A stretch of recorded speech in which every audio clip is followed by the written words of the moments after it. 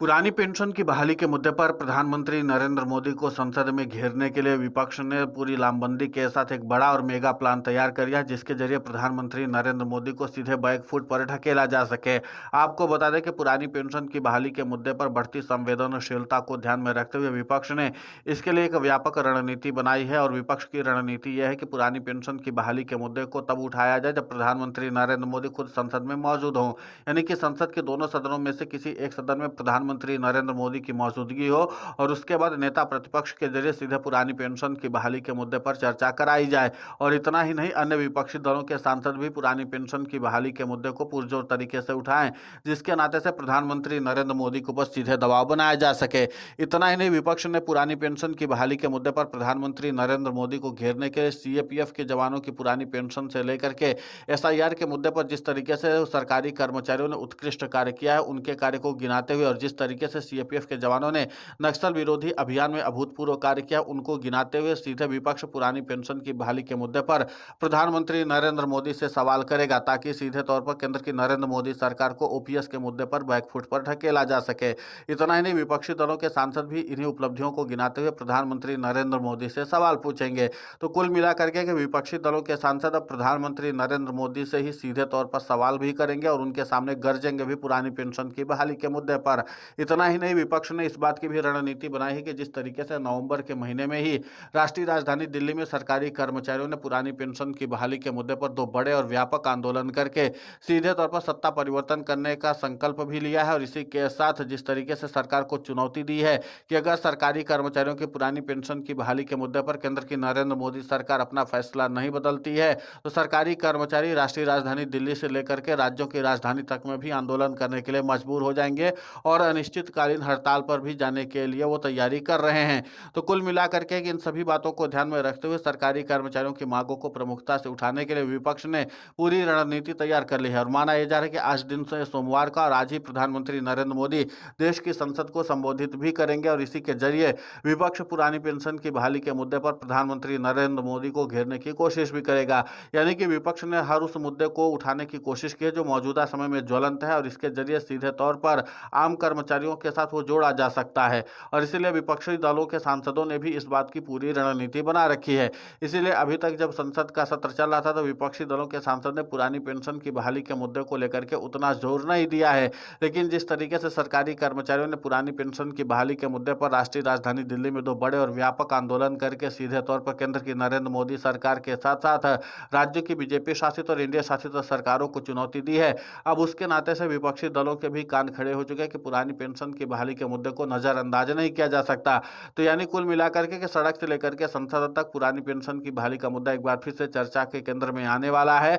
और आपको बता दें कि जिस तरीके से पुरानी पेंशन की बहाली के मुद्दे पर आंदोलित सरकारी कर्मचारियों ने राष्ट्रीय राजधानी दिल्ली में बड़े आंदोलन करके सीधे तौर पर केंद्र की नरेंद्र मोदी सरकार को चुनौती दी है, उसके नाते से केंद्र की नरेंद्र मोदी सरकार यूनिफाइड पेंशन स्कीम पर अब चुप्पी साध ली है, क्योंकि जिस यूनिफाइड पेंशन स्कीम का बखान करते हुए केंद्र की नरेंद्र मोदी सरकार लगातार उसकी समयावधि बढ़ा रही थी, यानी कि सरकारी कर्मचारियों को यूपीएस स्वीकार करने के लिए लगातार तारीखें बढ़ाई जा रही थी, लेकिन जिस तरीके से सरकारी कर्मचारियों ने राष्ट्रीय राजधानी दिल्ली में आकर के केंद्र की नरेंद्र मोदी सरकार को न सिर्फ चुनौती दी, बल्कि इस बात का भी संकेत दिया कि यूनिफाइड पेंशन स्कीम पूरी तरीके से फ्लॉप हो चुकी है। 97% सरकारी कर्मचारियों ने यूनिफाइड पेंशन स्कीम को सिरे से नकार दिया है। इनको बताया कि एनपीएस से भी बुरी हालत में है और इसीलिए पुरानी पेंशन की बहाली होनी चाहिए और हूबहू पुरानी पेंशन की बहाली होनी चाहिए। इसी बात को ध्यान में रखते हुए केंद्र की नरेंद्र मोदी सरकार अब यूनिफाइड पेंशन स्कीम के वापसी पर भी विचार कर रही है, लेकिन अभी केंद्र की नरेंद्र मोदी सरकार इस बात की जोर आजमाइश कर लेना चाहती कि क्या पता सरकारी कर्मचारियों का मिजाज बदले, और अगर सरकारी कर्मचारियों का मिजाज बदलता है तो एक बार फिर से हम यूनिफाइड पेंशन स्कीम का विकल्प आगे रख सकते हैं। इतना ही नहीं, केंद्र की नरेंद्र मोदी सरकार इस बात की भी उम्मीद लगाए बैठी हुई कि अभी जो नवागत सरकारी कर्मचारी ज्वाइन करेंगे, जो सरकारी नौकरी में आएंगे, उनके लिए सिर्फ एक ही विकल्प रखा जाए, न तो एनपीएस का विकल्प रखा जाए न ही ओपीएस का विकल्प रखा जाए। सरकारी कर्मचारियों के लिए सिर्फ और सिर्फ यूनिफाइड पेंशन स्कीम का विकल्प रखा जाए, जो अभी तक केंद्र की नरेंद्र मोदी सरकार बीजेपी शासित कुछ राज्यों में खेल रही है। आपको बता दें कि राजस्थान और छत्तीसगढ़ में केंद्र की नरेंद्र मोदी सरकार यूपीएस का ही विकल्प सरकारी कर्मचारियों को दे रही है, यानी कि जो नवागत सरकारी कर्मचारी हैं उनके लिए सिर्फ और सिर्फ यूनिफाइड पेंशन स्कीम का ही विकल्प रखा जा रहा है। तो केंद्र की नरेंद्र मोदी सरकार इस पूरे मामले पर भी एक दांव चलने की कोशिश कर रही है, लेकिन पुरानी पेंशन की बहाली के मुद्दे पर आंदोलित सरकारी कर्मचारियों ने कहा कि अगर सरकार एक बार फिर से आपको मौका दे रही है कि यूनिफाइड पेंशन स्कीम को आप स्वीकार कर सकते हैं, तो आप उस विकल्प को चुन लीजिए और जैसे ही फिर आपका कुछ समय बीते तो आप फौरन शिफ्ट हो जाइए एनपीएस में। तो कुल मिलाकर के कि एनपीएस में भी लगातार सरकारी कर्मचारी शिफ्ट हो रहे हैं जो यूनिफाइड पेंशन स्कीम को स्वीकार कर चुके थे।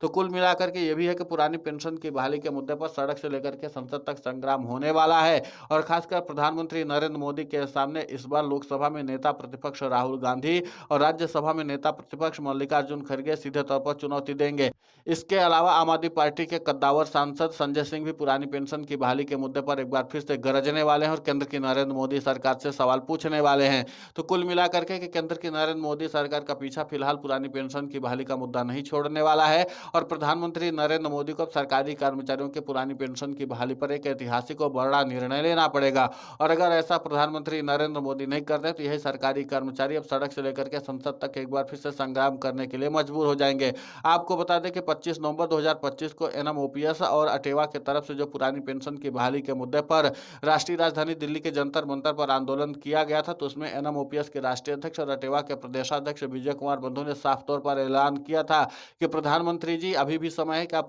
पुरानी पेंशन की बहाली कर दीजिए और सीधे तौर पर सरकारी कर्मचारियों के भविष्य को सुरक्षित रख लीजिए। और आपको बता दें कि पुरानी पेंशन की बहाली के मुद्दे को लेकर के एनएमओपीएस के राष्ट्रीय अध्यक्ष और अटेवा के प्रदेशाध्यक्ष विजय कुमार बंधु ने कहा था कि इस बार बजट पेश होने जा रहा है, सरकारी कर्मचारियों को इसी बजट में पुरानी पेंशन की बहाली कर दीजिए। सरकारी कर्मचारी आपका आभार भी व्यक्त करेगा और अगर प्रधानमंत्री नरेंद्र मोदी हमारी मांगों को नहीं मानते हैं तो फिर प्रधानमंत्री जी आप तैयारी कर लीजिए, राष्ट्रीय राजधानी दिल्ली से लेकर के राज्यों की राजधानी में भी सरकारी कर्मचारियों का सैलाब उमड़ने वाला है। फिर आप रोकना चाहे तो भी रोक नहीं पाएंगे क्योंकि पुरानी पेंशन की बहाली न सिर्फ सरकारी कर्मचारियों के लिए एक उम्मीद की किरण है बल्कि उनके जीवन का सहारा है जो उनके बुढ़ापे को सुरक्षित रखती है। और आप सरकारी कर्मचारियों के बुढ़ापे की लाठी को ही छीनने की कवायद में जुटे हुए हैं जो कि बिल्कुल भी सही नहीं है। आपको बता दें कि पुरानी पेंशन की बहाली के मुद्दे को लेकर के जिस तरीके से सरकारी कर्मचारियों ने अपनी मोर्चेबंदी की है और अगर प्रधानमंत्री नरेंद्र मोदी के सामने एक बार फिर से पुरानी पेंशन की बहाली के मुद्दे पर नेता प्रतिपक्षों की ओर से इस मुद्दे को उठाया जाता है और सीधे तौर पर प्रधानमंत्री नरेंद्र मोदी से सवाल जवाब किया जाता है तो जाहिर सी बात है कि सरकारी कर्मचारियों की एक बड़ी जीत होने वाली है।